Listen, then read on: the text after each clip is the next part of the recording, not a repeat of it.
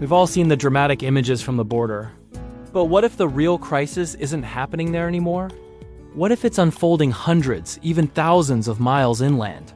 It's happening in towns and cities across America, where the consequences of a broken immigration system have arrived unannounced on the doorsteps of millions. This is the story of what happens when the border crisis becomes everyone's crisis. For years, the story of immigration in America was told with the same set of images: vast deserts, border walls, and surging numbers of crossings. In fiscal year 2022, the U.S. saw a record-shattering 2.2 million apprehensions at the southern border. But by 2025, that narrative was turned on its head. Official figures from fiscal year 2025 show a stunning reversal. Border Patrol agents recorded just under 238,000 apprehensions of migrants crossing illegally, the lowest annual level in over 50 years. That's a nearly tenfold decrease from the peak. By September 2025, attempted crossings had plummeted by over 84% compared to the same month a year prior. This historic drop is the direct result of a seismic shift toward aggressive enforcement, including new detention policies and immense economic pressure on neighboring countries. On the surface, it looks like these policies achieve their goal, control the border. But that's only half the story. While the front door has been heavily fortified, a different kind of crisis has been building inside the house. The administration's focus has pivoted from the border to the interior. U.S. Immigration and Customs Enforcement, or ICE, has seen its detainee population swell.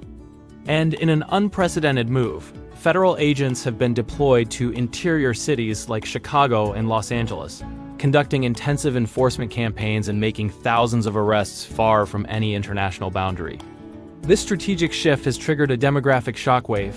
As of June 2025, the foreign-born population in the United States declined by over 1 million people, the first time it has shrunk since the 1960s. Net migration has turned negative. The chaos at the border may have subsided, but for communities across the country, the immigration nightmare has simply changed its address. To understand what this new reality looks like, you have to go to a city like Chicago. For years, Chicago prided itself on being a sanctuary city, with rules designed to prevent its police from cooperating with federal immigration authorities. But in 2025, that sanctuary status was put to the test. A new federal enforcement strategy brought waves of immigration agents to the city's streets, sparking confrontations and widespread fear. Suddenly, the immigration debate wasn't some abstract concept on the news. It was armed agents in the parking lot across from the local high school. The impact on immigrant communities was immediate and chilling.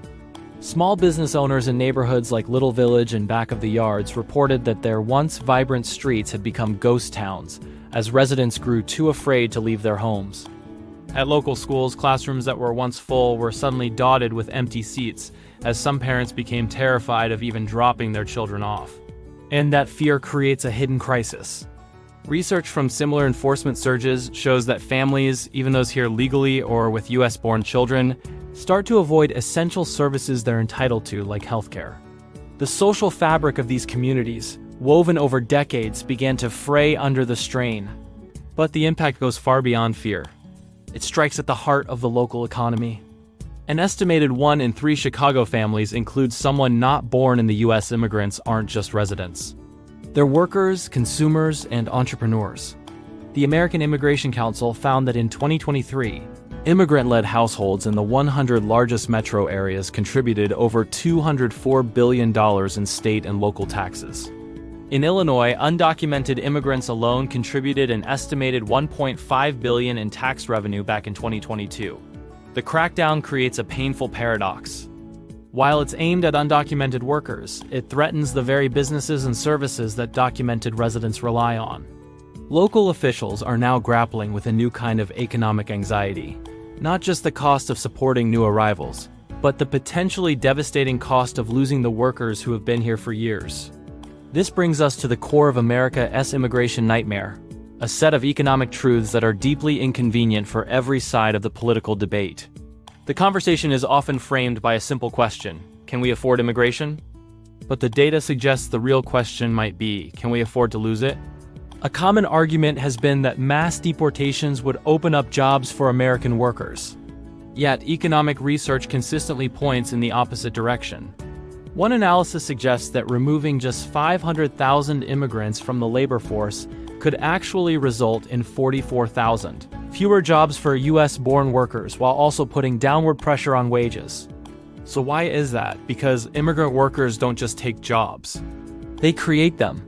They are consumers who spend money at local businesses. They are entrepreneurs who start companies. And they fill critical labor gaps in industries like construction, agriculture, and hospitality, where American-born workers are often scarce. Mass deportations could trigger crippling labor shortages, leading to higher prices and a weaker economy. The Peterson Institute for International Economics even estimated that a large-scale deportation effort could shrink US GDP by as much as 7%. Then there's the issue of taxes. The story of immigrants draining public resources often misses their contributions. Over their lifetimes, the average immigrant contributes an estimated $237,000 more in taxes than they receive in government benefits. They are essential to funding programs that every American depends on. Take Social Security. With birth rates declining, the Social Security Administration projects the system will need nearly 35 million new workers in the 2030s to stay afloat. Without them, benefit cuts of 23% or more are projected by 2034. Immigration is a critical part of filling that gap. The current decline in the foreign-born population, a trend unseen for over half a century, isn't just a statistic. It's a warning light flashing on the dashboard of the US economy. Since January 2025, over 1 million immigrant workers have already left the US labor force. This reversal threatens not just short-term growth, but the long-term fiscal stability of the nation. Beyond the balance sheets and labor statistics, this crisis is fundamentally about people, both the immigrants living in uncertainty and the American citizens whose communities are being reshaped. For millions of families, the interior enforcement crackdown has turned daily life into a gamble. Over 2/3 of undocumented immigrants in the US have lived here for over a decade, building lives, raising families, and becoming deeply rooted in their communities. For them and their US citizen children, the threat of a sudden arrest creates a constant, draining anxiety. For other Americans, the concerns are different, but just as real. Polls show that while a majority of Americans see the search for a better life as the main driver of migration, they are deeply worried about the strain and security risks they believe it poses to their own communities. This division is the fuel for the political gridlock that has defined this issue for a generation. The entire immigration system is widely seen as broken, but there's no agreement on how to fix it. One side demands enforcement and control, pointing to the real strains on public services. The other calls for compassion and reform, pointing to the real economic and human costs of a crackdown. The data shows that both sides have a point, and so the system remains stuck in a state of perpetual crisis, lurching between policies that create chaos at the border and policies that create chaos in the interior. The new reality in cities like Chicago, where officials are simultaneously managing the last wave of asylum seekers while local businesses worry about losing their workforce, is a perfect illustration of this systemic failure. America's immigration nightmare has entered a new chapter.